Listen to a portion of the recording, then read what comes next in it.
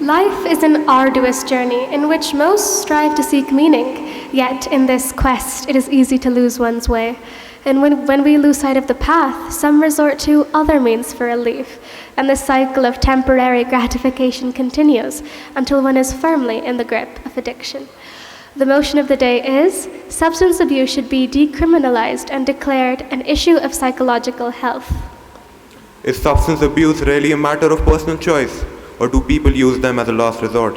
Is it to escape their reality, or just a simple matter of pleasure? These are the questions we hope to answer today and gain new perspectives. Now that the audience has been detailed about the motion at hand, let us move on to how the debate will proceed. Every school will have a participant in proposition and opposition of the motion. Side proposition will speak first, followed by the opposition. Each participant will have a main speech spanning 3 minutes. A buzzer will be used to notify the speaker at the completion of 3 minutes. After the completion of speeches by all the schools, a rebuttal round will follow. The rebuttal round will consist of speakers arguing against the logic and arguments posed by the opposition as a whole. Their vertebrum will span a total of 1 minute, which will consist mainly of arguments derived from the main speeches of the opposition. Please note, however, that specific targeting of individuals is strictly forbidden. The rules and regulations previously shared will be strictly followed. Now that all of you have been detailed as to how the debate will proceed, let us move on to the main debate. We invite Mustaqeen Afaq of Tyndale Visco speaking in proposition of the motion to the stage. And we invite Atib Mujtaba of Tyndale Visco speaking in opposition of the motion to the stage. Mustaqeen Afaq and Atib Mujtaba. So I start in 3, 2, and 1. Ayan, my neighbor, was an inquisitive and bright child. He was eloquent in studies and exceptionally good at sports. Everything that came his way, he used to perfect it. For a few days, I did not see him, and I come to know that he had been engaging in substance abuse. I was startled. Greetings to the members of the House and the esteemed jury. I am the speaker for the proposition. The notion that the proposition puts forward today is not the legalization of drugs. Rather, we want to focus on an alternate way of dealing with substance abuse other than criminalization. The argument of paramount importance that the proposition puts forward today is the ineffectiveness of criminalization. Ladies and gentlemen, take the example of India, which makes it quite evident. Over the past 8 years, there has been a 70% increase in the substance abuse rates in India, although the drugs are already criminalized here. Criminalization leaves no room for development and improvement. Although I know in the legal approach there is vocational training, there are different methods, but I would like to disprove it in 2 points how utter inefficient this criminalization actually has become. The first point would be, regardless of what the society says, the human mind is working very much different. It does not want to abide by the law, and it's quite psychologically evident. People who are into drug abuse will go to any limit for finding these drugs. The peddlers will go to any limit to supply them, no matter how much penalties or sanctions we put onto them. The second point is, the machinery that is in the legal or rehabilitatory or governmental institutions is an absolute shambles. Ladies and gentlemen, yes, I understand vocational training and correction facilities, they all exist, but just on the paper. We need to understand that a hands-on approach in dealing with these people, other than putting them in jail, would be a better option to start with. The second argument of the proposition today is about treating the substance abusers as people who are having psychological trauma and diverting this law enforcement model to a health-centered model. A human being is naturally able to, get lost in the track during life. It does not mean they are bad. We need to understand this, ladies and gentlemen, about this thing. These circumstances of life, they change people. And therefore, in this life, in this race of life, they may lose their track. But we should not see it through a black and white prism of criminalization only. We have to broaden our perspective in this respect. And we have to understand that subtlety is the essential part of efficiency. More subtle our approach will be, better will be the results. Members of the House, what I beg to propose today is not about making the drugs absolutely free.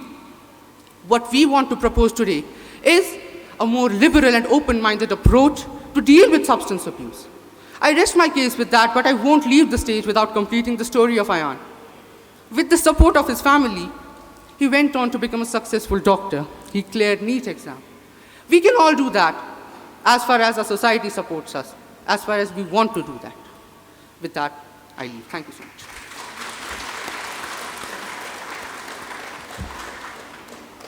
Thank you. Now, may the opposition please present their main speech. Have you ever thought that the pressure on your shoulders was unbearable? That only for a moment, if you could snap out of this world, that would be such a relief for you? You probably have. And what if I tell you that this can be achieved through substance abuse? It'll damage your body, but for that one instance, you'll feel good. Some of us might lean our minds towards this idea, and this is where criminalization comes into work.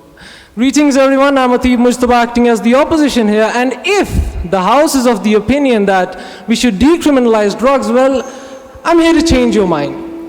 Ladies and gentlemen, what the proposition has done today, they have tried to only touch the emotional aspects of the story and have sadly tried to oversimplify this topic in a unidimensional form. That is, however, not true. No doubt this issue has a significance and importance in the field of psychology, but we must not neglect its importance socially and constitutionally. And to be quite frank with you, every issue has a social importance. As of the society we are living in, it won't be the best or the appropriate decision to decriminalize drugs. And why is that? I'll prove it to you in the further three arguments. First of all, I'd like to connect back to the argument I gave you in the very beginning. A person suffering from the stress of society, the pressure of his family, the tensity of life, what's stopping this person from taking illicit drugs? What's stopping this person from becoming an addict of alcohol, from substance abuse? That is the idea of punishment. That is the idea of penalty. That is the idea of criminal charges on him. The second argument, ladies and gentlemen, is that the proposition doesn't realize that we'll be opening the Pandora's box here. We'll be giving drug dealers convenience in how to sell drugs. And the rates will go drastically high, as we have seen in America when alcohol got decriminalized, how far high the rates have become. The third argument, the most important argument, is that is India socially, politically, financially, and medically ready for such a big change? Are we? Is the healthcare industry ready for the storm that awaits? You can take the example of Portugal, well, a completely different country. Far more effective medical care, far more effective medical industry than India. Example of Oregon, it proved to be disastrous for them. UK, USA, whatever you want to take, any statistic, those are developed countries, not developing countries. There's a difference.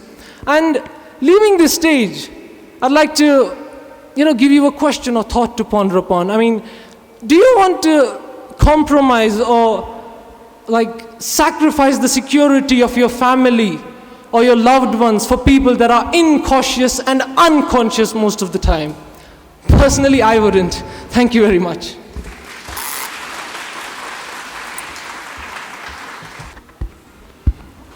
Thank you for your speeches. You can move back. Now, we would like to invite Maulvi Shabibul Hassan from Burnhall, speaking in proposition of the motion. And we would like to invite Mohsin Riaz from Burnhall, speaking in opposition of the motion, to the stage. Good morning, everyone. I stand here from the proposition representing not myself nor my school, rather the millions of hearts across the globe torn apart, whose lives have been rent asunder by the trauma they have gone through, with abuse lurking in the shadows of their life, caught amidst storms of conflicting realities, flawed ideologies and arguments, judgmental hearts and whatnot. The law after them, the media romanticizing them, the clerics cursing them, and we desperately trying to prove our points to win a trophy in their name. In the last 50 years, US alone has spent over $1 trillion trying to curb the drug menace, yet numbers climb again. And that makes me ask the question, what went wrong? Well, according to a paper written by B.A. Butt, they concluded that more than 90% of drug abusers from Kashmir don't even know about the addiction centers. Half of all the prisoners in the US, that is 3.5 million people, have been arrested. Some of them, for other than drug charges, suffer from a diagnosable drug abuse problem, 85% of whom could benefit from treatment, yet do not receive it. According to the statistics released by the FBI in 2014, 82% of all drug-related arrests were made for possession of small quantities of drugs for personal use, not for trafficking. Therefore, I urge you, members of the jury, to look at the model. A person caught amidst strife with trauma and abuse lurking in the shadows of his life, ignored, left alone, avoided, despised, suffering silently, is imprisoned to make him stop. What I fail to understand is, how is imprisonment and isolation the opposite of loneliness and mental abuse and trauma? Therefore, the pacing tide of drug abuse is but a manifest proof of our failure and the failure of the criminal justice system to issue this problem. Therefore, I urge you all in the name of these people who suffer every second that we stay here.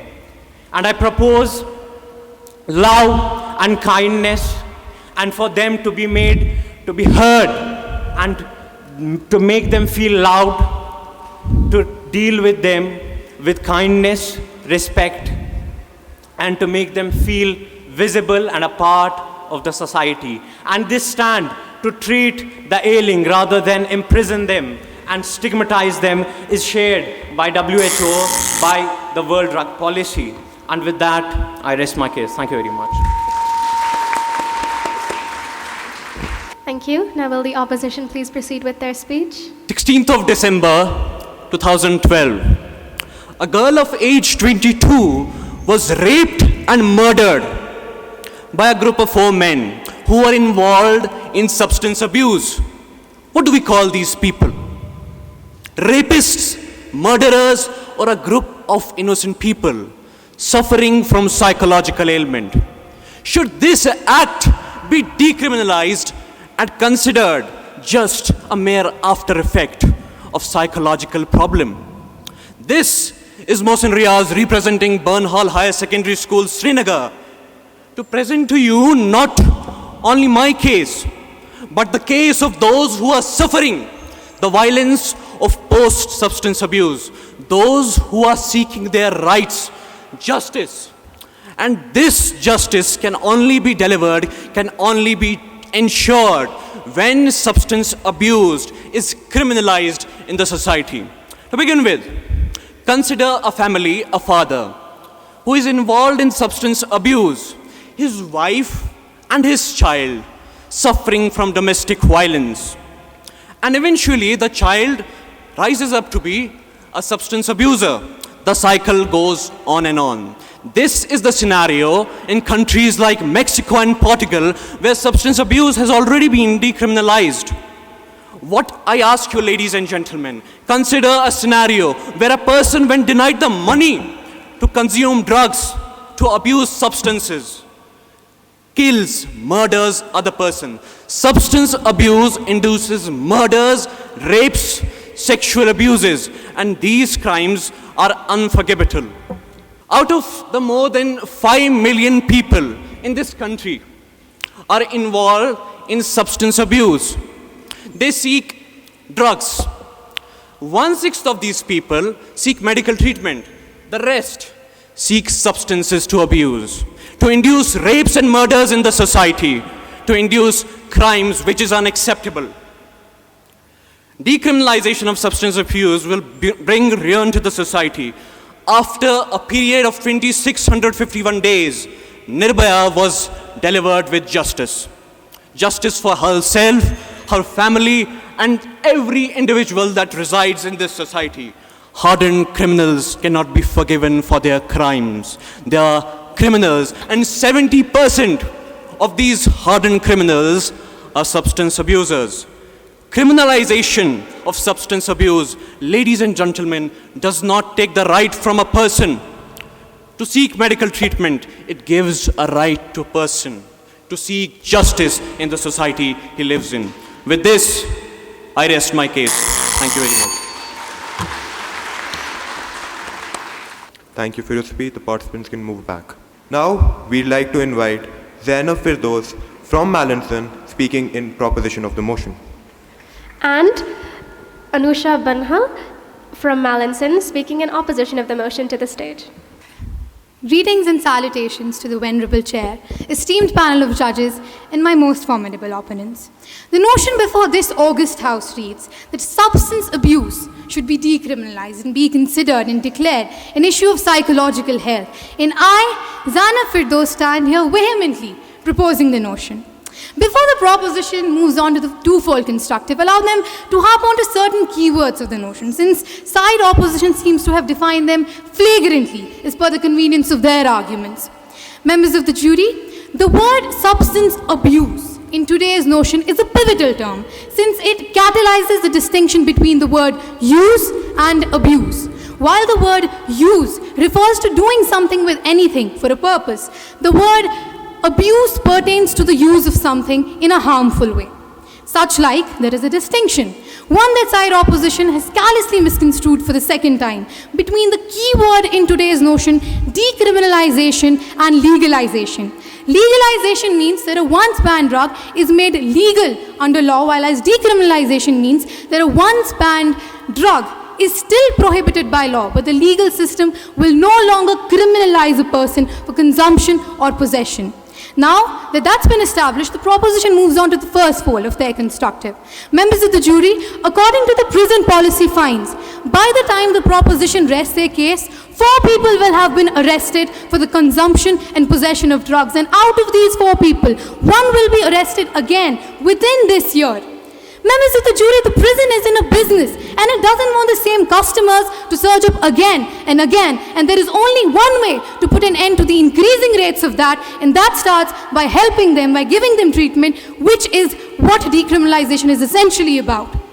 Countries like the Netherlands, Switzerland, and Portugal are some that have adopted the policy of decriminalization, and the statistics can premise it all before this House.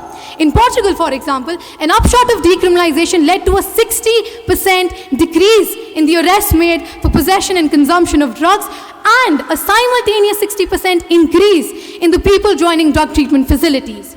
The second fold of the proposition's constructive discusses how substance abuse is a medical issue, not a moral failure, and hence there is a broad psychological aspect behind this that we as a House cannot afford to neglect.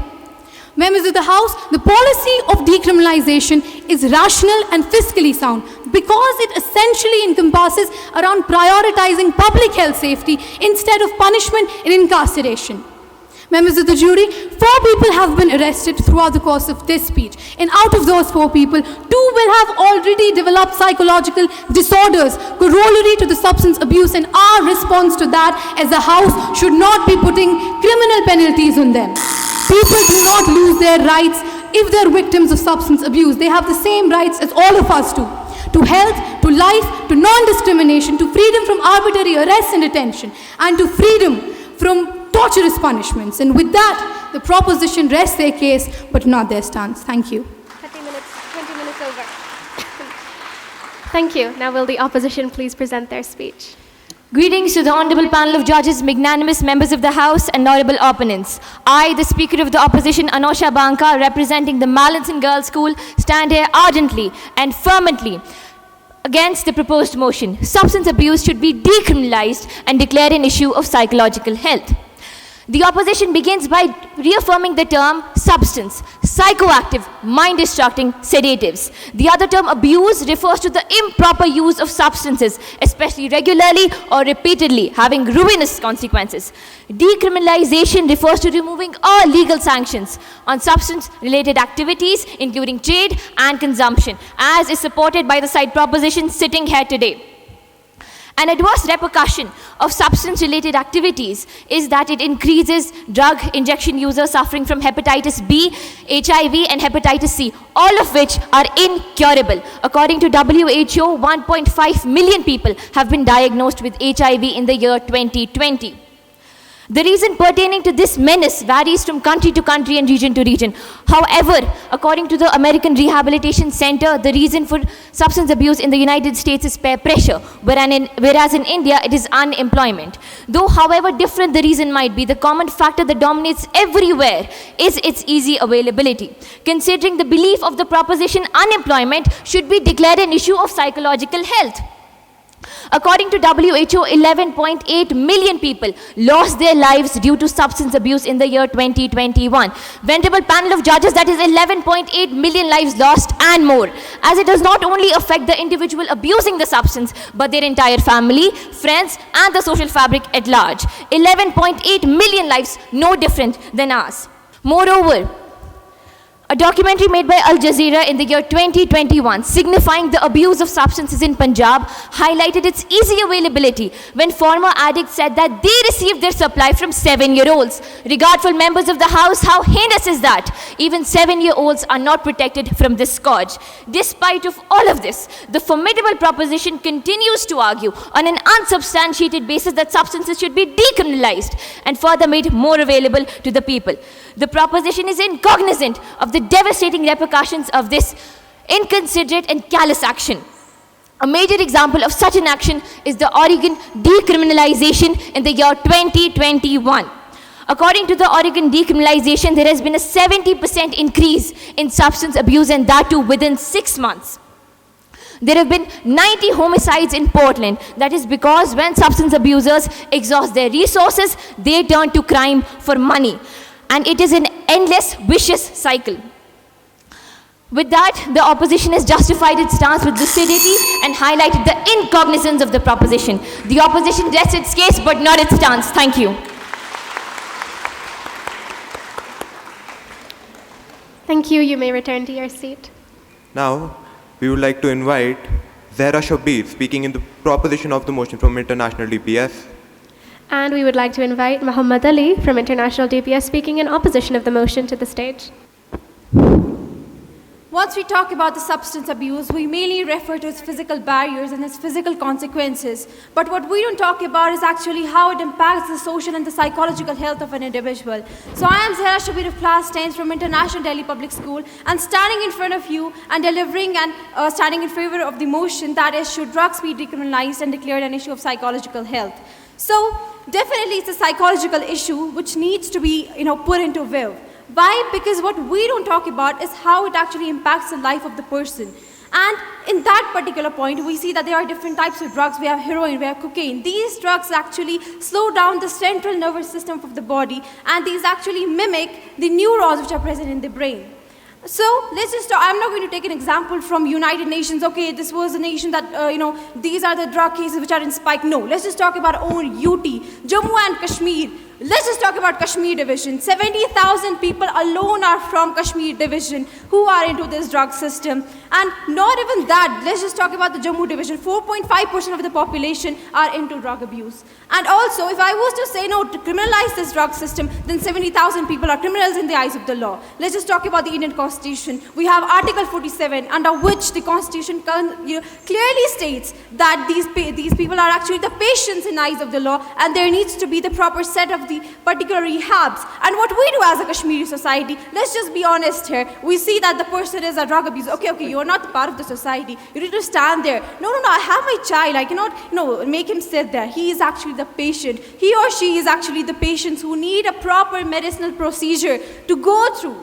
They are patients. And the Article 47 of the Constitution clearly mentions that these are patients in the eyes of the law, and there needs to be a proper set of the rehabilitation centers. Let's just talk about Kashmir. In Kashmir, we have the Jammu and Kashmir social welfare, which are actually, going hand in hand with this entire process and are setting up various institutions for this entire, for the patients. And also, in addition to that, what we need to even see that we are, as a Kashmiri society, we take these patients to peers, to the spiritual guidance, but we are so ignorant of the fact that these patients need to go for a particular medicinal procedure. I have seen a person in my locality. He was a person who was totally in his teenage. He died because of the overuse of drugs. And what we do in turn, we say that, okay, this person does not belong to the locality because he's totally on the wrong path. But what we need to even actually see is that this patient needs a particular curement for that. Also, if I talk now internationally, United Nations Narcotic Substances clearly says that these patients are, the patients who need to go through a particular medicinal procedure, going to a particular rehabs, which may extend upon, depending upon the patient's condition, which may extend for about 6 months to 7 months, depending upon the condition. Thank you. Yeah, now it's okay. Greetings to all the judges and my dear students. I stand here confidently against the motion. Well, when talking about drug abuse, we'll have to know why people abuse substances. Well, people abuse substances because they want to get into that pleasure. They want to have that great feeling, that immense pleasure. So talking about substance abuse, there are at times people who voluntarily get into drugs just to fit into with their employees, into parties. So in countries like Portugal, we are starting from 2001, where drugs have been decriminalized, where drugs are not, we can say that drugs are not readily available in Portugal. You cannot go in a store and buy drugs. And also, you cannot just grow a cannabis plant in your home and then consume. What Portugal did was decriminalize the personal possession of drugs. What Portugal did was that you can have drugs, but you cannot smuggle drugs.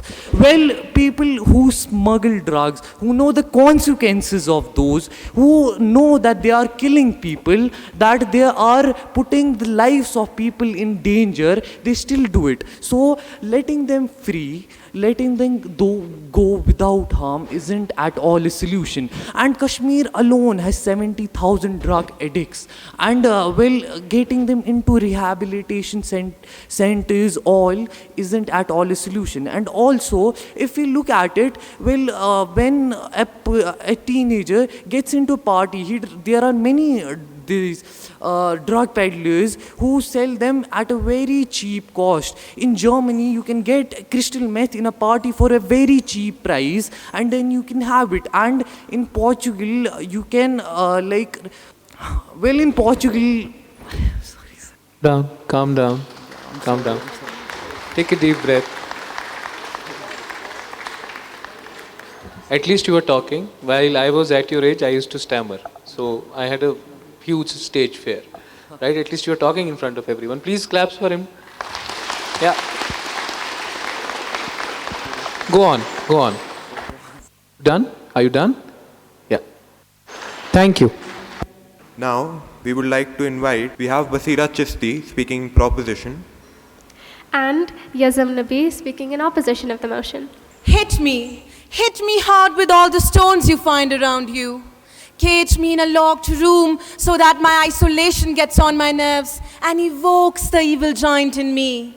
Hang me to death in front of thousands of people who will stand testimony to the fact that this is what you get in this cruel world when you demand for something you unconsciously desire.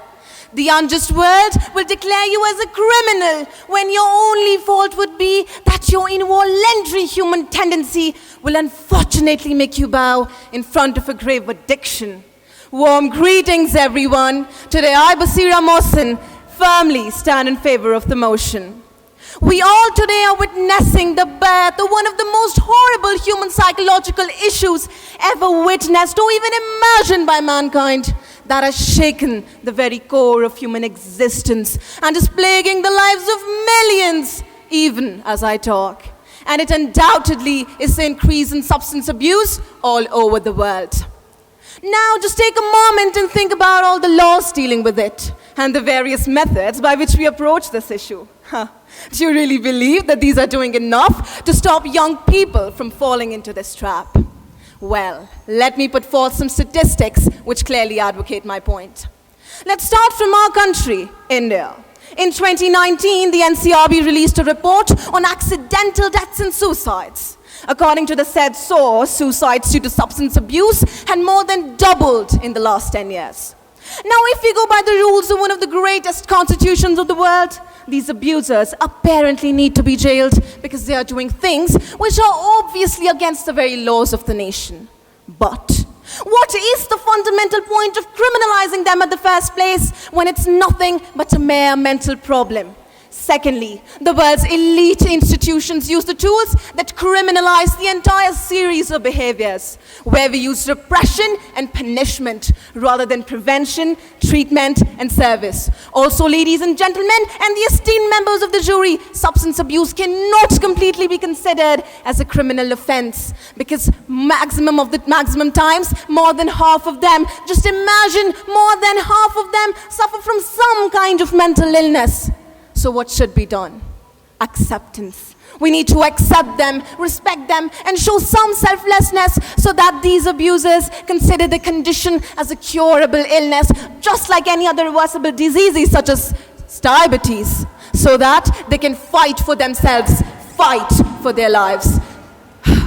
At last, I would like to say that ostracizing and shaming addicts will not pull them out of the abyss. Conversations with them that aim at targeting their psychological state, the very origin of this problem, might. Thank you.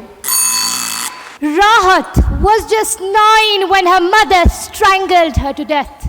What did she do to deserve this? Was it her fault that she was born a drug addict's daughter? This is just one of the stories about how drug addicts affect themselves and people around them. Warm greetings, one and all. I, as a Nabi, strongly negate today's motion, and there are 4 points that advocate my side. First, drug traffickers will be more emboldened to expand their vicious network of drugs and think that I am not going to jail anyway, or even if the police catches me, I'll just pay a fine and be free. This is not just my opinion, because a survey conducted in Singapore in 2021 revealed that 83% of the drug dealers themselves believed that the criminalization of drugs makes people not want to engage in drugs. Second, the enthusiasm around decriminalized drugs should be tempered by our experiences with highly addictive decriminalized drugs like tobacco. Now, according to the UN, tobacco kills more than 8 million people around the world every year. Just imagine someone's father, daughter, son, millions of them die every year. And what have we done instead of trying to prevent this? Decriminalize the very cause behind it. Take a look at the tobacco industry, glorified by advertisements, defended by the so-called scientific institutions. Esteemed judges, we do not need another industry dedicated to promoting and normalizing life-taking drugs. Third, people who use drugs for their personal use are likely to commit more crimes. Now, suppose a person with a legal drug supply consumes most of it in one go and commits unspeakable crimes. Then who will guarantee us our safety and our family's safety? Second, why should we even allow the personal use of drugs in the first place when we know that it causes nothing but grief and ill health and ultimately death? Lastly, and most importantly, substance abuse cannot be completely categorized as a psychological issue. Whether a person doesn't have a good job, enough money, family support, that person still knows the difference between right and wrong, still has a choice. Unlike someone who suffers from a severe psychological issue like schizophrenia, where a person's consciousness is altered. Therefore, I strongly assert that the best way to treat and prevent millions of people from becoming drug addicts is by having a zero-tolerance drug policy based on treatment and control, along with using criminal justice measures to enforce rehabilitation. Thank you. Now, we would like to invite Ayat Imtiaz speaking in proposition of the motion from Green Valley. And we would like to invite Mahrukh Fatima from Green Valley speaking in opposition of the motion to the stage. Hello everyone, this is Ayat Imtiaz from Green Valley Education Institute and I stand for the motion of the debate. Let's start with the basics. What's addiction? What are drug addicts? Drunkards? Junkies? Freaks? That's what you all thought? Let's get back to this in a while. In today's era, where don't drink and drive but smoke weed and fly has become a very common Gen Z phrase, A very serious question has come forth since the last few years. Should substance abusers be treated as patients or as criminals? Now I know, to many of you, this question may seem like a no-brainer.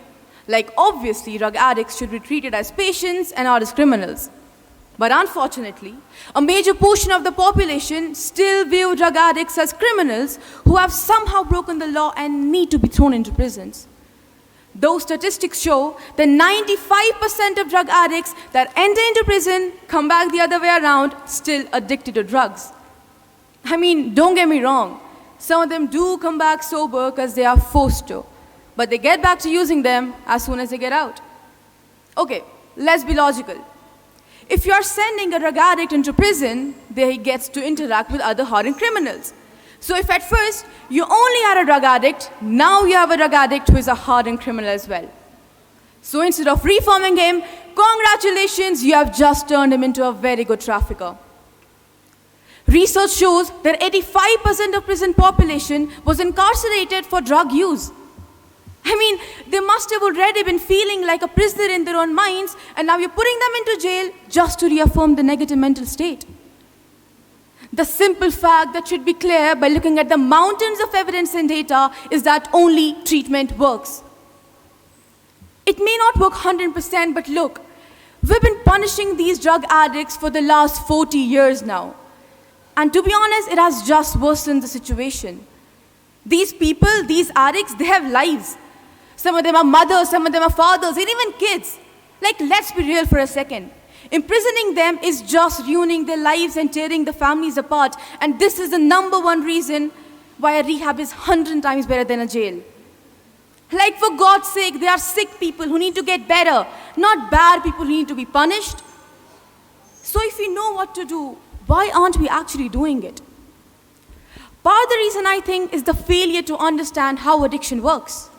I'm quite sure many people in this room might be thinking that jail time will scare the addicts and they won't risk going back.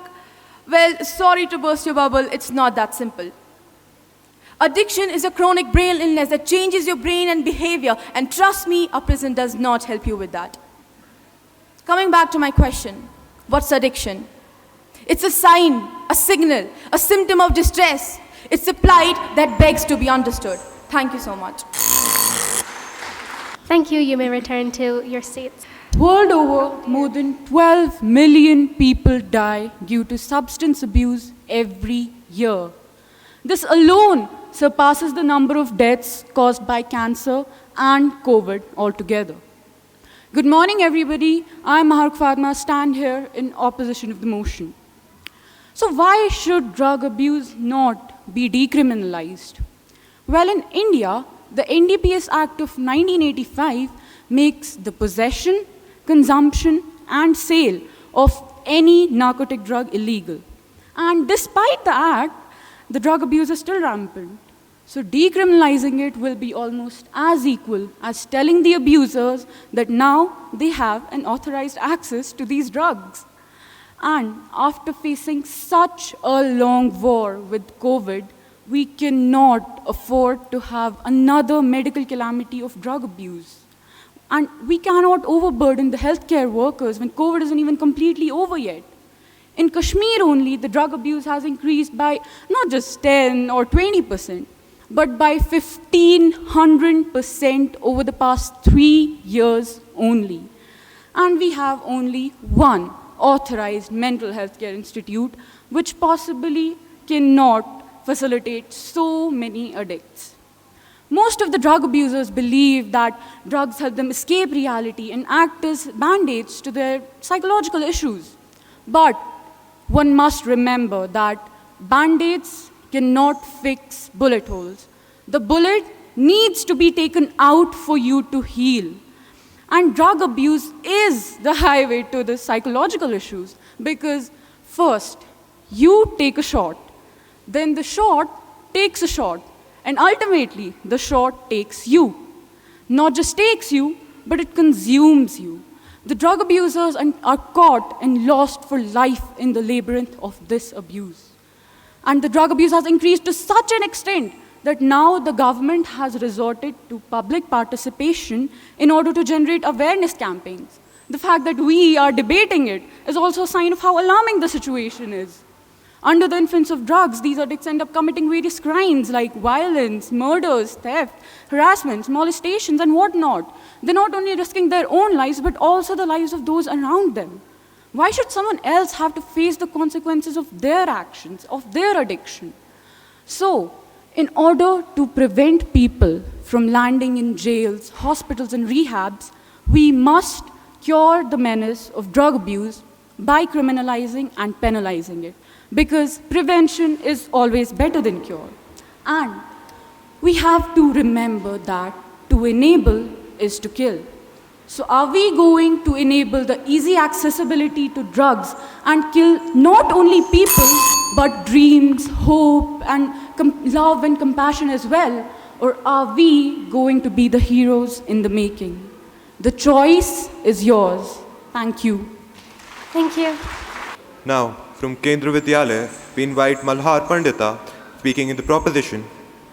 And we invite Birkhan Zehra from Kendra Vidyalaya speaking in opposition of the motion to the stage. Malhar Pandita and Birkhan Zehra. First of all, we all need to understand that not all substance abusers are substance addicts. It is a proven fact that 80 to 90% of people who are substance users are not addicted to it. They are a proper functioning and responsible citizens of our society and nation. Now, there is another myth associated with the drugs. They believe that if you take one hit of the drugs, you get addicted to it. But in reality, there is no such drug that can make you addicted to it in only one hit. These derivations were from the experiments conducted during 1970 and 1850, in that they only gave animals the drugs, and it's obvious that they will go towards drugs. But the same experiment produced different results when an alternative was put in. Now, when the alternative was put in, the majority of animals chose the alternative and not the drug itself. Similar experiment was conducted with humans. Now, addicts were given a choice to choose between a $20 bill and a $100 worth of cocaine shot. Now, the result was that 90% of the addicts chose the $20 bill instead of the joint. This proved that if we provide an attractive alternative, people can be swayed from using drugs very easily and efficiently. Now, drug laws has also caused the increase in racial discrimination and other types of discrimination as well. As an example, we can take America. The black community there was discriminated in the following case of the increased punishment in the cocaine cases. Like 80% of black people were arrested for cocaine abuse and only 6 to 10% were taken white people for drug abuse. But now, the reality is that most of the white people are the majority who take cocaine, not the black people. And due to this, a horrifying statistics was given birth to, that 1 out of 3 black people is arrested for the use of cocaine, and only 1 out of 20 people out of whites is arrested for this. Now, what I am trying to say by all this is that I strongly believe that all the substances should be decriminalized, and it should be followed by a proper education system, awareness, and laws guided by proper scientifically laws and not just one's big people interest. Thank you. The opposition Shall may I begin? Yeah. Okay, thank you.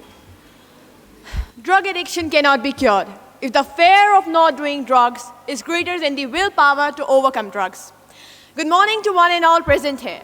I am Birkhan Zehra, representing Kendra Vidyalaya number 1 Srinagar, and today I will be presenting my views against the notion that drug decriminalization, like substance abuse, should be decriminalized and declared as a psychological health issue. So without wasting any ado, let's begin. First of all, drugs are not dangerous because they are illegal. They are illegal because they are dangerous.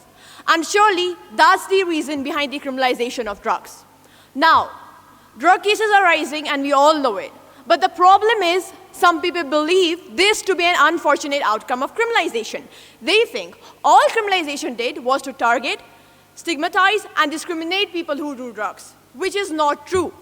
Criminalization was put in effect with best of the intentions, with intentions to stop people from doing drugs. Like, for example, in Sweden, after the criminalization model, drug cases now are there far more lower than the drug cases in Portugal, which has applied the decriminalization model. After the prohibitionist anti-drug policies in the US, drug cases and crime rates actually dropped between 1999 and 2014.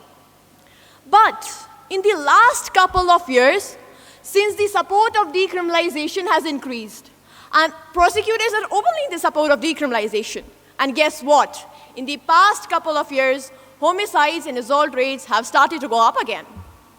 Now, what decriminalization does is that it exposes people to drugs. Like, it's like giving people cars that can ride 200 miles per hour. No matter what safety measures you put in, you're gonna kill more people. And another point that I would like to add here is that what decriminalization does is that it legalizes having some amount of drugs. That means you can literally walk up to an officer and tell him that you have cocaine in your pocket and he'll not arrest you. And this is something that we all should be concerned about, because legal drugs are the ones that cause the real issue. Now, I'm not going on legalization, I'm still on criminalization. Because legal drugs are the ones that cause the real issue. For example, alcohol. 70,000 people are admitted to hospital every year in Australia in the case of alcohol use. And only 1,200 people are admitted to hospital every year in the case of illicit drug use. So we can actually imagine what will happen if drugs are decriminalized. People are more likely to go experimenting with drugs because they don't fear any legal prosecution. Great Britain's model with decriminalization simply did not work because of increased addiction. Decriminalization is going to make illicit drugs more easier and cheaper to obtain, which is going to mess up everything. Now, law enforcement agencies in Portland say that after decriminalization, it has flooded their streets with crimes and... Okay. Now, the last point that I would like to add here is that if it's about removing the stigma, if decriminalization is about removing the stigma and that stereotype that is associated with the use of drugs, why don't we open up conversation on drugs and make it easier for people to get help rather than decriminalizing it? Thank you. That's all. I openly stand here for any points of examination and clarification. Thank you. Thank you. You may return to your seats. Now, from SP School Higher Secondary, we have Behzad Khan speaking in proposition of the motion. And from SP Higher Secondary School, we have Faiz Rafiq speaking in opposition of the motion. Hello. A very good morning to all of you. It's good to see your smiling faces this fine morning. And this is me, Behzad Khan, and I'm going to represent the SP Higher Secondary School today. Drugs or substances that is proposed, as everybody proposed over here. You know, every proposer talked good and bad about drugs. But what drugs basically are? What are drugs basically? Drugs are the chemical substances that tend to change or alter the state of mind, that tend to change chemical reactions in brain. So that definitely is something that is psychological. Addiction, on the other hand, is something, it's not a brain disease, but it is something that is related to the behavioral changes. And criminalizing drugs isn't an option. Why? Let me give you a scenario. Let us consider a scenario, okay? Everybody, maybe close your eyes or think it out loud. You are, or anyone, any person is sitting in the corner of the room, totally depressed.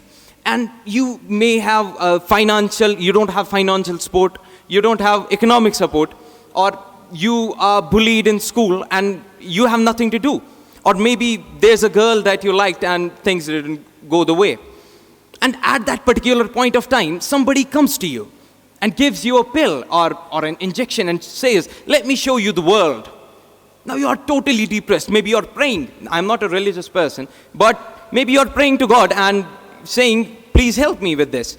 And at that particular point of time, when that person comes to you and says, let me show you the world, and you take just a pill or something like that, and you feel on the top of the world at that particular time. This is how drug abuse gets started. Now, what are you going to do? You are starting to abuse it, and now you're in a continuous circle or loop where you use it. What are you going to do with that person? Imprison him? Jail him? No, that isn't an option. You know, coming to this debate, my friend said, what are you going to speak about? I said, this thing. And he said, are you mad? Tel nieran, look nieran, never kaneth, whichen karan katal patwanan issue, psychological issue. But this is the reality, and this is 2022. And, sorry with the date. And we need to have a greater ideology towards what really is happening in the world and what is right and what is wrong. I would like to rest my case over here. Thank you. Yeah, don't worry about the dates. I'm still stuck with 2019, right? I still write it. So it's perfectly fine. Don't worry. The opposition may proceed. The months of April and May 2020, Oregon, which is one of the states of the USA, saw a nearly 70% increase in the number of drug overdose deaths. April 2020 was also the month in which the decriminalization of drugs, hard drugs, of the possession of hard drugs took place in Oregon. So basically, drugs get decriminalized, and at the same time, 70% more people die due to drug overdoses. Coincidence? I think not. Assalamu alaikum everyone, my name is Faiz Rafiq, representing SP High Secondary School. I'm here to speak against the motion. In my personal life, I have dealt with a fair share of anxiety in the form of stage fright. Every time I have to speak in front of a crowd, I feel like the entire world is going down on me. A few weeks ago, I remember I had to speak in Tagore Hall in front of like 400 to 600 people, and that too on a 1-hour notice. I was not prepared at all, but I still did it. I went up on that stage, I looked at the crowd, and even though I was supposed to speak against drug abuse, all that came to mind in that moment was, if only I had smoked something before coming up on this stage, maybe my heart wouldn't be about to explode right now. So I get it. I get that it's a psychological thing. I get it. I get the point. And the drug addictions, I do agree that they are psychological issues. But the decriminalization part, that's where I have a problem. That doesn't really sit well with me. Let me explain. The people that share the same ideologies as the proposition here, they often argue that drugs have their own social benefits. The decriminalization of drugs may lead to more responsible use of drugs. And at the same time, underage children, they won't really be able to gain access to these drugs anymore if they are decriminalized. On the surface, these arguments look valid, they look clean. But when you look into them, to be honest, they're not. Let's take a look at it. Do you really think that people can act responsibly when it comes to drugs? I mean, in Oregon, it's perfectly legal to be as high as you want to be and still drive. I mean, being drugged and driving, that seems like a terrific combination to me. I mean, imagine driving through Rajbagh while being high on cocaine. That will be the best drive of your entire life, but unfortunately also the last. So, also the thing about underage children. I mean, underage children will still gain access to them. I mean, let's say I'm a drug dealer, okay? I'm a drug dealer. And now I'm just happy that decriminalization is taking place because I can buy my weed from a medical store for medical purposes, of course. And then I can flip it around for twice the profit and sell it to a 12-year-old. A 12-year-old. What do I care about? I'm a drug dealer. I'm a drug dealer. At the same time, the social benefits thing. I do agree that drugs have a lot of social benefits. I mean, look at it. A syringe of heroin in your arm can give you all the mental peace that you want, but it can also give you 8 types of different cancers, so good luck dealing with that. That's where I rest my case. I would suggest the proposition to rethink their values. Thank you very much. Now, from Kashmir Harvard, we have Muhammad Wasim speaking in proposition of the motion. And Ibrahim Ahangar speaking in opposition of the motion. Assalamu alaikum wa rahmatullahi wa barakatuh, and a very good morning to everyone. Today, while I was sitting there, I felt something, that opposition is not targeting us like we promote. They are targeting us by saying that we promote substance abuse. In no way we are promoting substance abuse, but the reason behind decriminalization is just to reduce substance abuse. Maybe it doesn't seem well. And when I first read this thing, substance abuse should be decriminalized and declared as an issue of psychological health, I was like, what? It's not possible. But when I gave a thought to it, I got to understand that it's opposite to what it seems. We are not legalizing it anyways. We are not legalizing, we are not promoting. If we would legalize it, it would seem like we are promoting it. But we do not promote it. The only reason behind it is that we want the drug abusers to be treated as patients rather than criminals. Respected jury, I would like to mention that a 12-year-old, a 13-year-old, a 14-year-old, we can't label them as rapists. We can't label them as criminals. As we see in USA, in past 1 year, 12-year-olds and older, like 7% of them have got into this drug abuse. So we can't label them as criminals. They are innocent kids who are not knowing what's good and what's bad. So what can we do? We can provide them with education. We can go with rehabilitation. We can make their futures. Okay, fine, we're going to label them as criminals. We're going to take them prisons or child courts. But what will that result in? That will result in a career lost.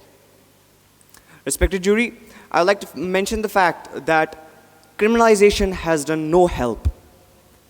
Okay, fine, you say that decriminalization won't do any help. What did criminalization do?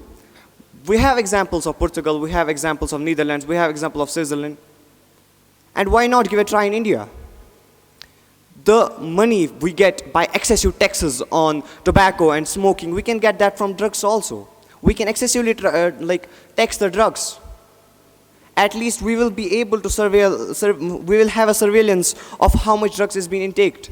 You know, in UK, 70 people died at the same time because of bacterial infected drugs. We can prevent that also. Respected adjudicators, I would like to mention that rehabilitation centers can be a better option than prisons. In every 23 seconds in USA, there is an arrest because related to drug abuse. Billions of dollars are spent on the prisons just to treat the drug abusers. Rather, we can spend this money on rehabilitation centers and for the education of the next generation so that we can assure the next generation will be educated enough that they won't choose this path of relief, rather they will seek some other path. Thank you. Assalamu alaikum and a very good morning to all of you. Let me start by asking you a simple question. Are we here telling you guys fantasies? Am I here justifying my thoughts, my emotions? Or am I here telling you what the reality is? What practically is happening in the world? What can happen and what cannot happen? That's the main question. I can come here and tell you about my thoughts, my emotions. I feel so bad about drugs and all this, but that ain't gonna help you. No, it ain't. We have to see what is practically happening. You are drawing the analogy of Portugal, of Sweden, of Switzerland. But please tell me, when you are talking about countries that are developed and drawing the analogy with developing countries, do you think it's practical? Do you think it would be practical in India to decriminalize drugs? No, it won't be. We can't draw the analogy, that's impossible. When we look at India, we don't have money to even feed the hungry people. And you talk about decriminalizing drugs? Simple thing that I will tell you. Listen, the time is when the drugs are criminalized. We are told at our homes from the very beginning. We are being told that drugs, you have to stay away from it. But when we decriminalize it, what will happen? No, there won't be any ban. No, there won't be. We won't be told to stay away from drugs. No, because it would be available to each and every place. Yes, it would be. When the drugs, they are not available, and when they are criminalized, people are afraid to use them. They are scared and they are staying away from it. They are not going close to it. They know when it is criminalized, we will be sanctioned with penalties. We will be taken to jail, so they are afraid of it. So means the people that are using drugs, they are less. But when we decriminalize it, the production increases. And let me draw the analogy. Listen. When you decriminalize it, you make it available to each and every place. And for that, listen what we have to do. First, we have to go for mass production of drugs. First of all, mass production of drugs. And for that, we have to go for, we have to get the tech. We have to, screen all those drugs. We have to see whether or not the drug is contaminated or not. So first of all, we have to spend all this. And then, when you make it available for each and every place, you have to see, you have to screen each and every place. You have to look at each and every place, how many people are buying these drugs. And after that, you have to go for rehabilitation centers. You have to build rehabilitation centers. And you need doctors for that. And do you know, in India, the ratio of doctors with the patients is 1:8. Means for 800 patients, we have only one doctor. And you talk about decriminalization? Is it practical? No, it isn't. Let me give a simple example. And it's, I'm the witness of it.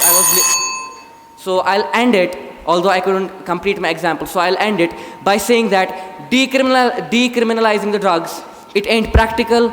It is not gonna happen. So please, if it is criminalization, it is better for all of us.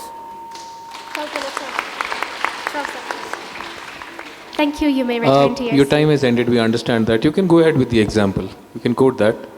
Yeah. So I was leaving from the mosque. It's after the Isha Namaz, and I was with Imam. I saw a person. He's just walking, but not in a correct way. He's, unconscious. He's falling. So while I saw him, I thought that something might have happened to him. Because it's Kashmir, anything can happen. So we just went there to help him. And someone is telling me, hey, stop, don't. So why shouldn't I do it? He said, he's drunk and he has consumed drugs. So the example that why I'm quoting is because the proposition came here and they were saying that, if someone is consuming drugs, we're gonna help them by sending them to rehab centers. Example. We want to hear the example. I quoted the example. No. What is the central idea of what you want to say? We want to hear that. What I want to say is that, like the person that was there that night, he was not at his home and he was ruining his family. But when you decriminalize drugs, which means you are ruining the whole family. You are giving drugs to each and everyone, and you are ruining the whole society. That's the thing. It's morality and immorality. Thank you, sir. Now, we quite humbly so would like to request Madiha Tariq, speaking in proposition of the motion from DPS Srinagar, to please come to the stage. And we would like to invite the Noor Sadiq from DPS Srinagar, speaking in opposition of the motion, to the stage. Esteemed jury, members of the House, and the audience of this venerable gathering, a very pleasant morning to all of you. In this discourse, I very vehemently stand in the affirmative, proposing the motion at hand today. But before I begin, allow me to ask you a question that most neither bother nor dare to ask. Can punishment be potent enough a solution for a problem that is in turn defined by its resistance to punishment? Substance abuse refers to a compulsive behavior despite negative consequences. And ladies and gentlemen, the irony of the day is that punishment, what is it? Punishment is yet another word for negative consequences. I ask all of you, can we as a rational society solve the crisis of substance abuse by awarding them a record that practically guarantees that by the time they're out of the prison, they do not have enough of a life to even want to change, much less do so? Now, I'll tell you exactly how side opposition is completely baseless and unrealistic in all its arguments. Number one, is substance abuse really a moral failure on part of someone who's actually battling it? Well, science says no, because neurologically, in the second and third stages of substance abuse cycle, the agent has already capitalized on the neuroplasticity of the brain, thus instilling new habits, new memories, and new goals. Ladies and gentlemen, substance abuse thus is not a pleasurable, impulsive desire, but a deep, compulsive need. Do we hear that? It is a deep, compulsive need. My second argument here would be to assert that modern-day substance abuse crisis is a direct product of hyper-corporate capitalism. It is caused by legal medicinal companies and their intended irresponsible handling of these drugs that they know will prey on the vulnerable and the marginalized as a false solution to managing their problems and thus ruin their lives in the process. Ladies and gentlemen, this process tunes in billions of dollars and makes money on makes profits on what I suppose should be called blood money.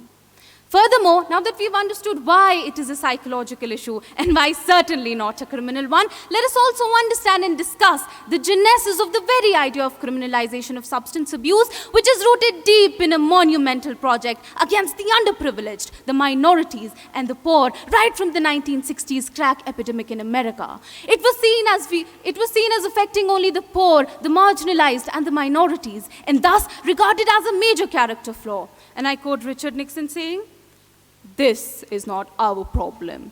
This is their problem." Thank you.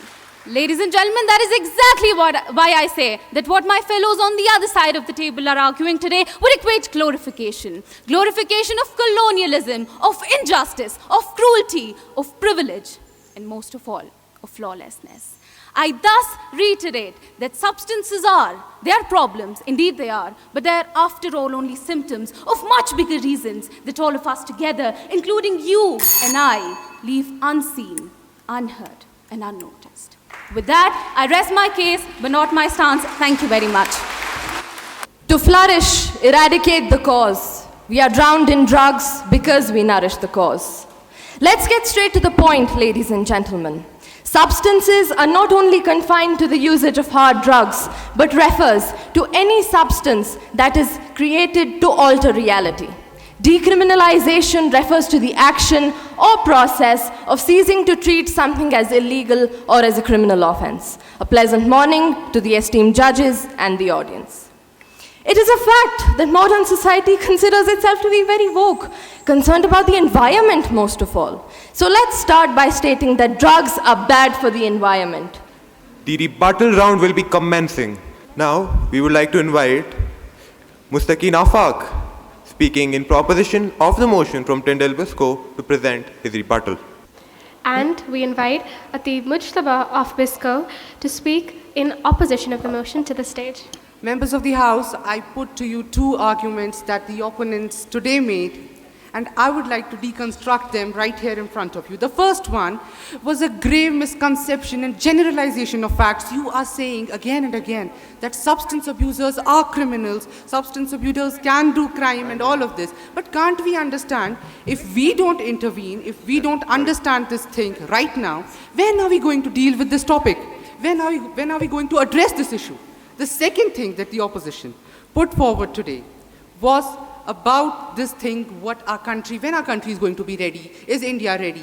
We can't compare to the developed countries, but we don't understand these things. If we are not ready right now, when are we going to be ready? Actually, our country we are not actually able to understand that it's not about the country being ready, it's about the people being ready for a change, for a difference.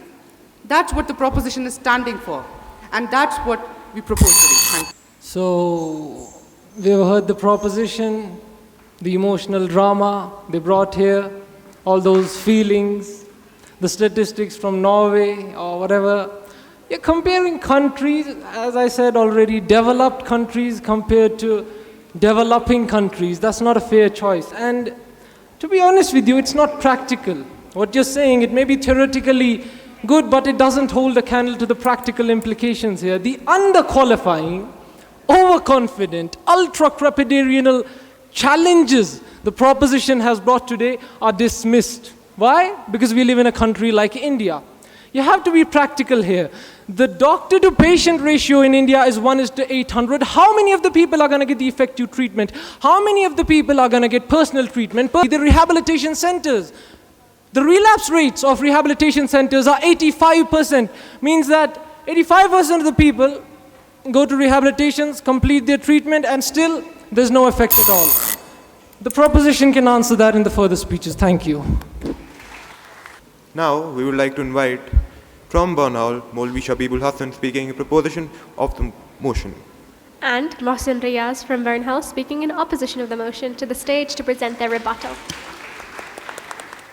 Respected members of the jury, I'd like to start by putting aside the alleged emotional drama and agree with the opposition wherein they said, look at Portugal. Yes, look at it. FBI numbers show that after decriminalization, we saw reduced crime rates, reduced drug abuse, and higher number of people opting for treatment.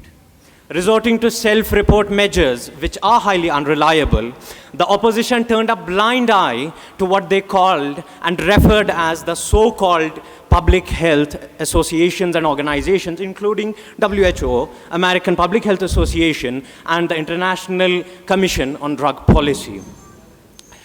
Therefore, I feel obliged to point out that in psychology, merely knowing something doesn't equal to prevention and abstinence, as is evident in cases such as of OCD. The facts were astonishingly smeared with the logical slippery slope fallacy on the forefront of opposition, where a pill makes you a rapist and then you go on to ruin the generation. Thank you very much. Members of the jury, in a society where substance abuse is decriminalized, how can an addict purchase drugs from a criminalized sector of black market operation? And if this black market turns into white market, then the drug industries that are going to be set up will use an addict's addiction for the purpose of making profits. In countries like Mexico and Portugal, where substance abuse is legalized, the crime rates are touching the sky. Why would an addict seek any kind of psychological health when there is no restriction on the use of drugs? Law that allows recreational use of substance abuse promotes the first-time use of substances, thus increasing the number of addicts. That make me realize decriminalization of substance abuse is everything but not the solution. Now we would like to invite Zainab Firdos, speaking in proposition of the motion from Mallinson, for her rebuttal speech. And Anusha Banha from Mallinson, speaking in opposition of the motion, to the stage to present her rebuttal. The proposition stands here today fervently augmenting their stance by raising two arguments for the erroneous conjectures that side opposition is presented. Is the opposition really defending a decimating policy like criminalization when it essentially encompasses around abusing basic human rights, when our response to criminalization is the use of death penalties, is when we witness extrajudicial killings, when we witness police brutality and torture? We're abusing basic human rights by not giving these people their fundamental human right, which is health care. The opposition came up here and time and again misled the House by their grave error in the interpretation of the notion. Members of the jury, the notion explicitly discusses substance abuse and not substance trafficking, and not its sanctions on its market. The proposition acknowledges that the rates of substance abuse are better predicted by regional trends rather than national regulations, but that is exactly what motive drives this debate.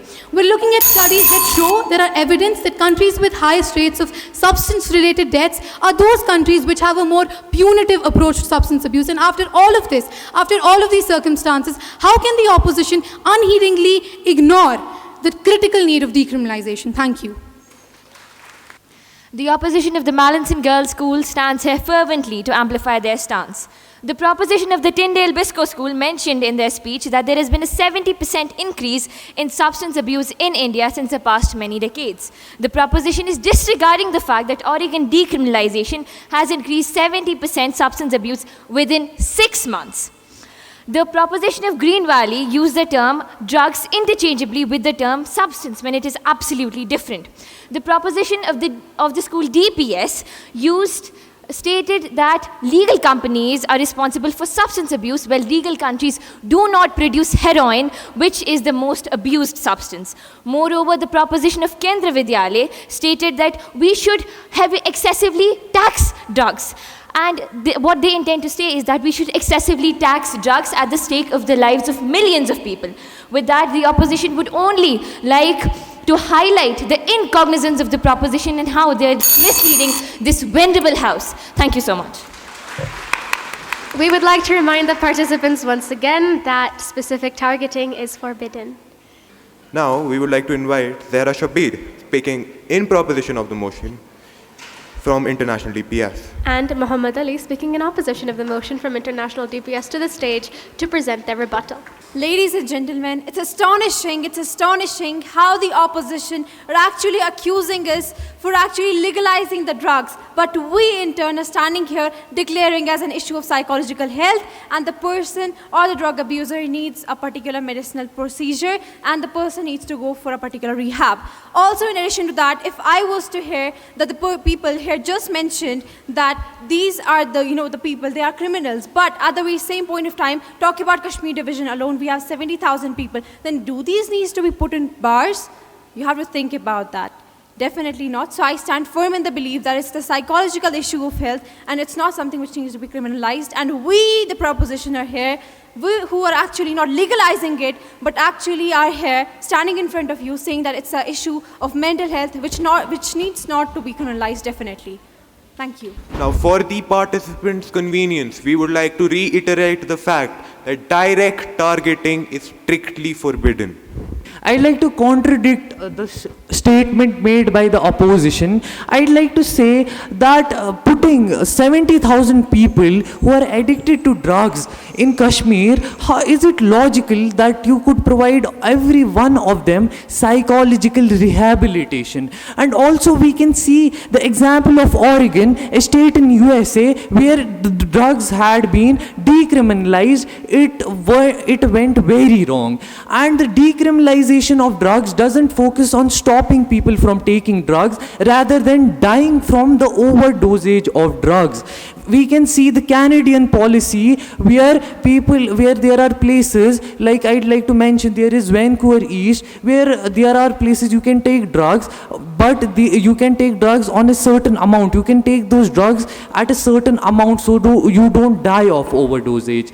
And also, if we look at substance abuse on a broader perspective. Now, from presentation convent, we invite Basira Chisti and Yazam Nabi in opposition of the motion to present their rebuttals. I would like to start by quoting the opposition side, who very beautifully quoted the examples of one of the most well-developed countries like USA, who undoubtedly has the best criminal justice system. But I would like to ask a very simple question. Why? Why on this planet is USA still witnessing the highest amount of drug and substance abusers worldwide? Secondly, the opposition side also very beautifully glamorized the condition of an abuser in the jails. Well, to your surprise, I would like to quote the director of the Drug Abuse Department of USA, who said only one, mark my words, only 1 out of 9 substance abusers worldwide are properly treated. Also, by saying all this, I might take the risk of undermining the laws, but just take a look around yourself. Are the laws really doing enough? Are the laws really working the stuff out? Surely not. Thank you. Esteemed judges, the proposition has repeatedly quoted the example of Portugal, saying that decriminalization in Portugal has helped it. But the EMCDDA proves that there has been a significant increase in the drug-induced deaths in Portugal from the year 2001 to the year 2007. Second, the Emory University in 2021 finds that people who started using methadone treatments in prison had better outcomes than those who started using that treatment outside. Third, the leading cause behind drug addiction is not trauma, but peer pressure, the urge to fit in. Therefore, I strongly assert that the open hand of the public health should work with the strong hands of the criminal justice system. Thank you. Now, moving on, we invite Ayat Imtiaz from Green Valley, speaking for the proposition in the motion, to present her rebuttal. And Mahrukh Fatima from Green Valley in opposition of the motion to present her rebuttal. The opposition believes that putting drug addicts behind the bar is actually going to help this whole situation. Mind you, the same is being practiced in India since the last 40 years. And what have we got? Like, let's be real for a second. What have we got? Drug use hasn't gone down. Drugs are just as available as they used to be. And we have turned into a society that seemingly disregards millions of lives every day. Most drug addicts that enter into prison come back the other way around, still addicted to drugs. So what is the fun of taking them to jail if that's not going to address the whole situation? Thank you so much. The most common belief of the proposition is that the success of Portugal in the decriminalization of drugs is the absolute success of decriminalizing drugs. But in Italy, 65% of the AIDS cases are attributed to the intravenous drug abuse. And This Switzerland government tried to restrict the drug abuse within a certain territory, but they failed because the territory saw an increase by the number of 20,000 drug addicts in that particular territory only. And saying that drug abusers should be considered as patients is not the right thing, because maybe the criminals can be considered as patients before the commitment of the crimes. And even if we take the act of drug abuse as a decriminalized act, the abusers still end up committing various crimes like rapes and sexual and physical violences, murders, etc., under the influence of their drugs. That was all. Thank you. Now, we call Malhar Pandita speaking in proposition of the motion from Kendra Vidyalaya to present his rebuttal. And we invite Birkhan Zahra from Kendra Vidyalaya to present his rebuttal. Well, the opposition has stated here that people do not do drugs because of fear of its illegalness and punishment. Well, I would like to tell you that Portugal has less cases of overdoses, but I accept the fact that there are more drug cases but less overdose cases. While in America, where it is illegal to consume drug, there are more overdose cases than drug cases. Now, another point that after decriminalization, we can stop people from indulging in it too much by simple education, laws guided by scientific principles, and also taking norms like the USA did in the places where they have decriminalized it, like limiting of how much one can buy in a day and what age of people we should give it to, like the authorized people of 21 age, and not giving or selling it to the underage people. And also, only authorized sellers by the government should sell it and not the illegal people. Thank you. My worthy opponents on the other side of the table said that decriminalization is going to bring a drastic change in the use of drugs. Now, this is not true because decriminalization is actually focusing on the symptom of the problem rather than the base of the problem, which is why people do drugs. Maybe we should start discussing issues like trauma and depression, because that's the reason why people do drugs. And the second point that I would like to add here is that blaming it on criminalization is entirely wrong, because we as people of this society, we deep down inside know that we have done very little to target the issue of drug use. Drug cases, they rise every day, and we have not seen any single organization stepping in to tackle this issue. So we really didn't have that aha moment where we could say what we had been doing previously is not working, and we need something that could bring a drastic change in society. Yeah, so that's all. Thank you. Now, we would like to invite Behzad Khan, speaking in the proposition of the motion, from SP Higher Secondary School to present his rebuttal. And Fayez Rafiq, speaking in opposition of the motion from SP Higher Secondary School to present his rebuttal. Thank you for having me again. First, opposition, what opposition said. I think there is a huge gap between decriminalization and legalization. Now, legalization means it's legal in front of the law. But decriminalization only means that the person who is doing the act is no longer regarded as a criminal. That doesn't mean that you can go have something or maybe smoke something in front of an officer. You can't do that, and that's not allowed. But you would certainly have to pay some fines or something instead of that. And no statistics, talking facts, WHO, American Health Organization, and many other organizations, example IFRC, NACCP, EMDACC, all those organizations clearly define that political parties should definitely encourage use of drugs, but on a limited supply. On top of that, talking about India, yes, India did pass a bill in 2021 that highly suggested the use of drugs on a little scale.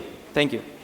The proposition has clearly stated that the opposition somewhere along all of these speeches confused the ideas between decriminalization and legalization of drugs, to which I certainly do agree. That is correct. Someone mentioned that you could go up to a police officer, as my friend just said, and sell drugs around him, and he wouldn't be able to do anything. That's not what decriminalization is. That's not the subject matter here. Legalization is not the subject matter here. But hear me out. Hear me out. Legalization and decriminalization are two very different things. They say that you should never underestimate human capabilities, but I say you should never underestimate human stupidities. There's a huge difference between decriminalization and legalization, but the drug mafias, the drug administering mafias, the cartel, the drug dealers, they have the power, they hold the power to make legalization and decriminalization one.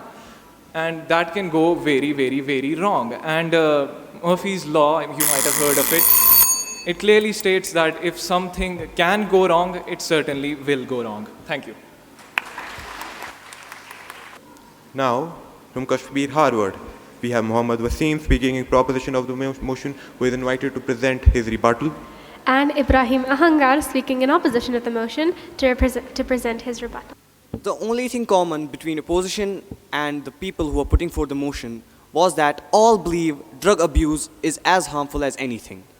We know that the opposition stated that, like in a developing country like India, we have many other things that we need to counter which are more important than drug abuse.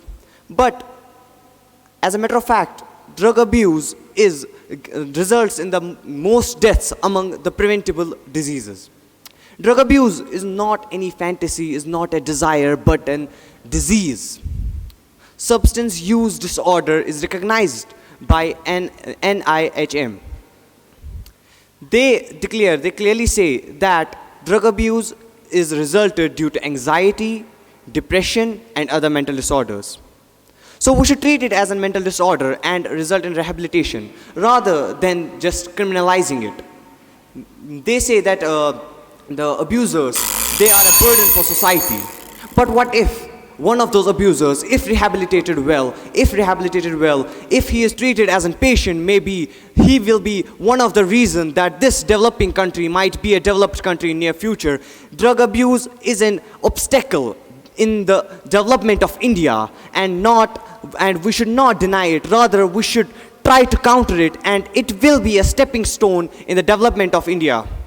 Well, the very first point that I would like to say is that the proposition misunderstood us, because they were saying that in Portugal, I mean, when they decriminalized it, it was successful. But we aren't saying that. We are saying don't compare a developed and a developing country, because that is injustice and that is unfair.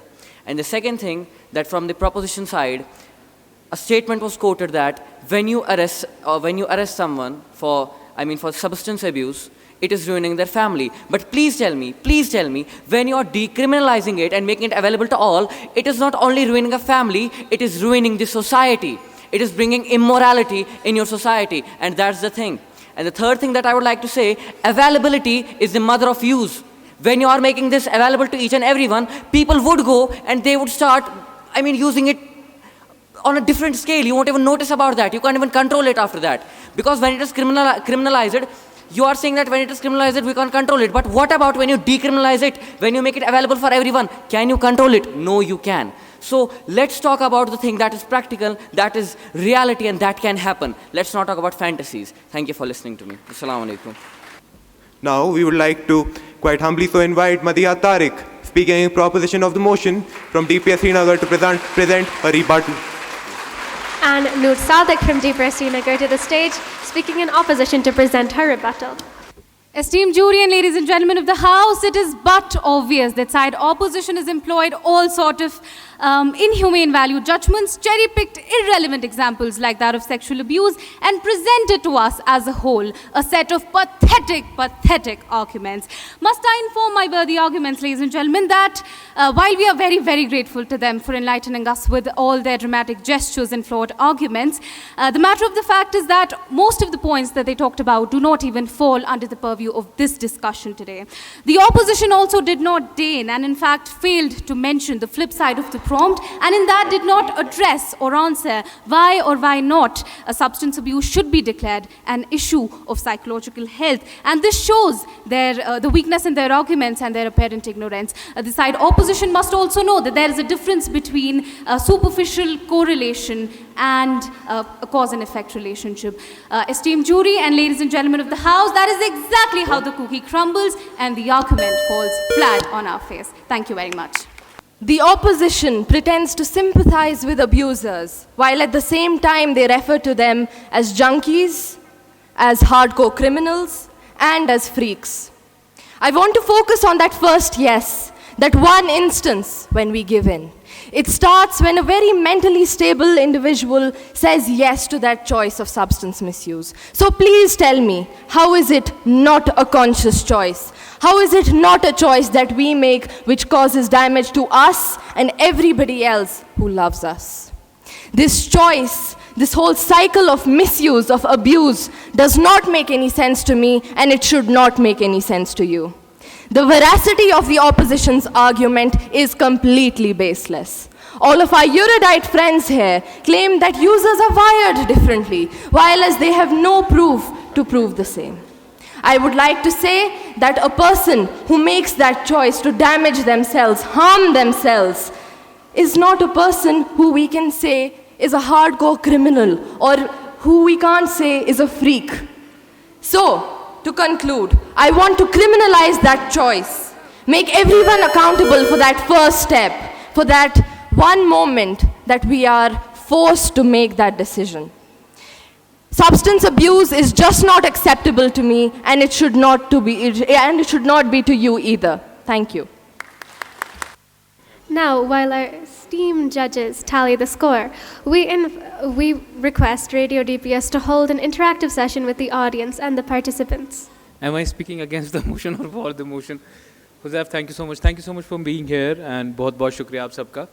बहुत अच्छा लगा मुझे सुन के. And this is what we all want from our students, that they should be articulate enough to present themselves here. You know, when I was of your age, I could barely speak, and to see you here and to talk like that on such a subject which demands a lot of, an element of humanity also, and also a very matured approach. It was amazing. So hats off to all of you. बहुत shukriya. Thank you so much.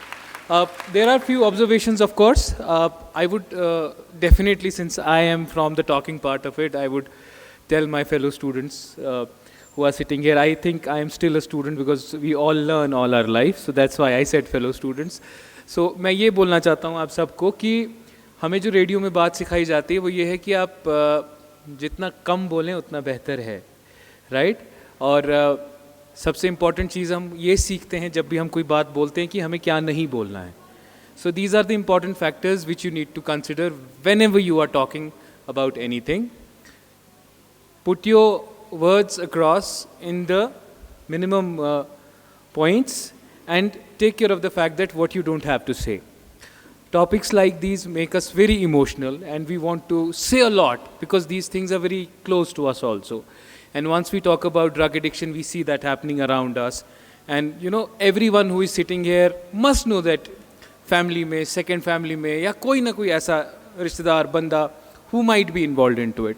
So it's a very emotional topic for us also. So we want to talk a lot about it. So, just be sure ki what you're talking about, how you're talking about it. Economy of words is very important. That's why we talk on radio, and that's what we have always strived for. I think every school was amazing. The effort was amazing, and you all came here. It was amazing to listen to you. I would not say that I judged you on anything, any parameter. No, I would not do that. I'm no one to do that. But then we have to follow a certain pattern, and we have done that. And you'll get to know the results in a while. Over to Huzaif. Thank you. It was very wonderful, actually, to see such energy in the room and to see young minds deliberating and thrashing out ideas. Unfortunately, with the advent of social media and the demands of our age, the practice of thinking and the habit of thinking has gone down. In that respect, I'm glad that you are still utilizing your minds and creative talents. So, a round of applause and congratulations to all of you for coming here. That said, there were a few issues I wanted to talk to you. When we are debating an issue, as much universal the issue might be. For example, drug abuse, substance abuse is definitely not a Kashmir-specific issue or an India-specific issue. Indeed, as many of you pointed out through the examples of Portugal and United States, that it's a global issue. But the question is, when you are debating, also understand, how it is related to you, how it's related to the how at the micro level, at the specific level of where you are located, how does it connect? So it would be much better, rather than going into Portugal and US, that you specifically talk about the ravage of drug abuse that has been on Kashmir and India. So one was that. I would have liked more focus on Kashmir. A lot of you did talk fleetingly about it, but in future debates, it would be well for you to keep the audience hooked if you were to talk more about issues which are, or areas which are more closer to you in experience, because then you can speak from first-hand experience, rather than relying on the internet and countries you have not visited at all. Second, remember, a debate, a good idea is one which is related to the human condition. So whenever you are debating an idea, whenever you are debating it, any idea with two dimensions to it, it would be better if you remember how it's related to the human self. Bring in the human angle. A lot of you talked about the law, you talked about penalization, you talked about deterrent, you talked about criminality. It would also be useful to remember that you're talking about human lives. Someone did point it out in one of the, I think only 2 students who came here pointed out about the human element, and that is what Huzaif and me were talking about, that there is so much to talk about. And of course, the point of human element, it only came across in 2 of the participants who came here and spoke about it. And definitely on that point, you scored. So we wanted to hear that. Yeah. So that was my, issue. And B3, remember to stick to your time limits. A few of you, even in the rebuttal round especially, didn't stick to time limits. Remember, you get judged on that too. So apart from that, I don't think there was much else I can talk about. Once more, a huge shout out to you for the effort. I truly tell you, when I was your age, I wouldn't have been able to stand and speak fluently. Congratulations. Yeah, and next time when you will go for debates, inshallah, keep that in mind, that if the host is introducing you, your job here is to come and introduce yourself also. Few of you missed that part, right? So that was also taken into consideration, that you did not introduce yourself, you straight away started with your debate. So that is also one of the very important things. Yeah? Your introduction is your signature, stick to it, right? Yeah, one more thing, last thing before I go. A lot of you might be tempted to use rhetoric and, bombast in your speech. Rhetoric is a very useful tool in debating. But when you are limited by constraints of time, when you have just 3 or 4 minutes to speak, try and keep rhetoric and jargon to a limited. There was this, speech that talked about a specific mental condition. When you're quoting such a mental condition, a central mental state, not everyone in the audience will be able to understand you. Please do remember to use that. And yes, when you cite your research, you don't just say, survey said. Who conducted the survey? And in which year? You have to be specific with your sources. All right? Thank you. And few of you also linked repression with drug abuse. So in future debates, please refrain from that. Let's not generalize, right? So this is a very important thing. You need to learn that not everyone who is suffering from depression is a drug addict. Please take care of that. Thank you so much. Thank you. That was certainly enlightening. Now we would like to invite our International Affairs Coordinator, Ms. Said Sumera, to come onto the stage and felicitate the judges. Good morning, one and all. It has been a lovely day with all the lovely participants. I would like to thank all the participant schools, their faculty, my esteemed judges. I am so thankful for you to take out time. My participants, you did extremely well. By the end of the day, it is just a competition. I would request all of you to take it with a healthy heart. And this is just a stepping stone. In fact, the participation also matters a lot in your growth and evolvement. So I am extremely thankful to everyone here. Huzaifa sir has been recently married, and it is very difficult for Kashmiri grooms to take out time. Congratulations, sir, and thank you so much for taking out so much of time and deal with us and with patience. Nasir, you've been a buddy and a colleague. Thank you so much for your time and for your inputs. I hope this will help my budding participants and all of you here, his inputs and his expert advice. Thank you so much. Yeah, before we want to also mention here, since ma'am said, we run a small initiative here in DPS that is by the name of Radio DPS, right? So students are here of Radio DPS. I would also want the schools which are here to please start the same initiative in your organizations, in your schools. We are coming up with a radio fest also, so uska bhi aap sab schools ko invite jayega. So please participate in that radio fest also. It will be a wonderful interactive sessions for the students also. Thank you.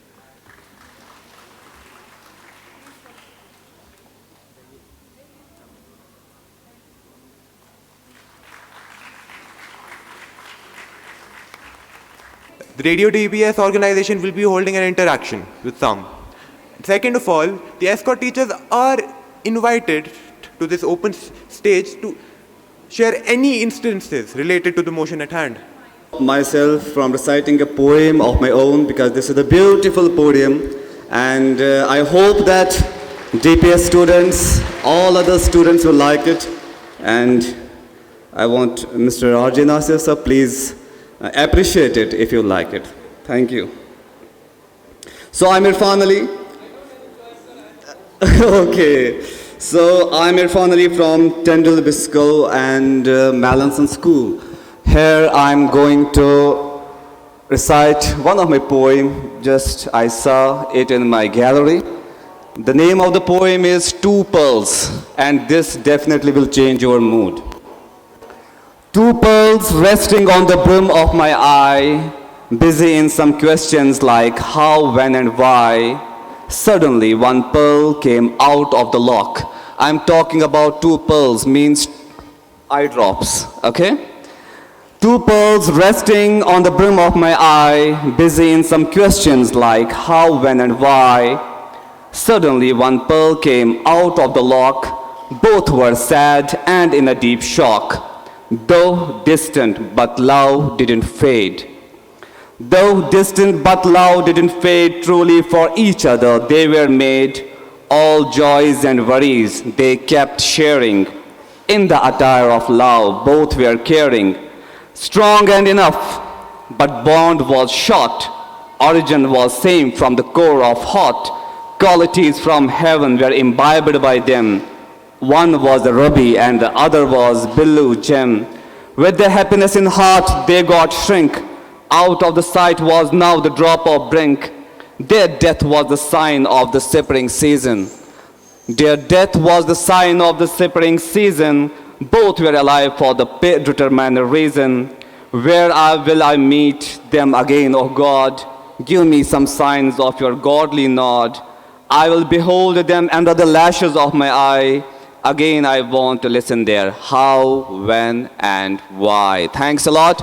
And one request to the management of this debate, that whenever you will just, give the number to the school that who will speak first, who will speak second, it should be through the draw of lots. Thank you. I welcome all of you with the Islamic greetings. Assalamu alaikum wa rahmatullah. So, as we know that we are within this debate, so I would like to tell you some things from my experience. So as an individual, we have to do a lot of things. We can debate each and every time about this thing, about that thing. But as an individual, what we are doing, how we are contributing this society, the Kashmir that is suffering always. So let's take an oath right now. All the people here, young birds here, enlightened students here, let's take an oath. We will save our Kashmir from all this disaster. So are we taking the oath right now? Yes, indeed. Okay, thank you very much. And I'm really thankful to Arjun Nasir here for making our mood always adorable. Thank you very much, sir. May Allah bless you. I'd like to invite the judges to the stage to disclose the result. Results in front of us. फिर से मैं बोलना चाहता हूँ कि all the best to everyone who is sitting here. It's not about winning and not winning. It's all about participating. Hats off to everyone who came here and participated. We have the names for the runner-up, and I would invite the teachers and the students also. And the school is Melanson's Girl Higher Secondary, Zainab Firdaus and Anush Banka, with their teachers also.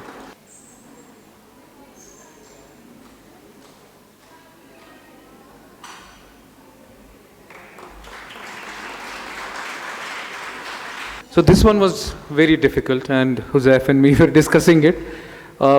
We have a tie, but then we have the best speaker. Tie was between Green Valley and, please be seated, Abhi, Green Valley and Delhi Public School. Yeah. Now, if we talk about the best speaker of the event, Huzaif and me, we decided and we sat down on it and we jotted down the points also. And while she was talking, she was very articulate and also had a very human element.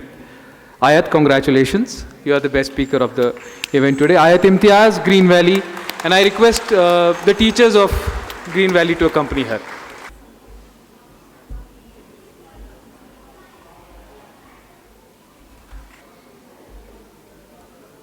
So now I call upon Sumaira ma'am to do the honors, please. I'm not going to do the honors. As Nasir has already informed to all of you, the decision was very tough and it is a tie between the two schools, Green Valley Educational Institute and DPS Srinagar. I have an announcement on behalf of my management that as our legacy goes and as our motto goes, I'm sorry I'll be disappointing my school once again. So, service before self, sacrifice, humility, and being the host, we are passing on the trophy to Green Valley Institute in spite of sharing the winning title. In spite of sharing the winning title with Green Valley Institute, we are, because they are our host, मेज़बानी हमारे खून में है, मेज़बानी हमारे culture में है. We will be sharing, but we will be giving the trophy to Green Valley Institute. I would like to congratulate Green Valley Educational Institute, management, teachers, participants, and thank you so much for coming. Please, teachers and participants of DPS Srinagar, Shazam ma'am, please can I have you on the stage? Participants from DPS Srinagar as well. Can we all come on the stage and share the same stage? I would like Noor and Madhya to pass on the trophy along with the judges to Green Valley. Share it with your buds. You're all winners today.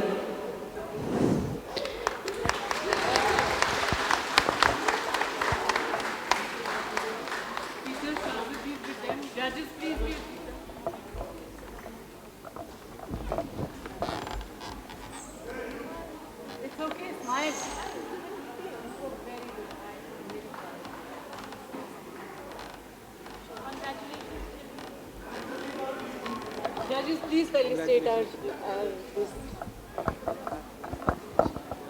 Noor, congratulations. Madhya, congratulations. And Shazia, congratulations for your hard work.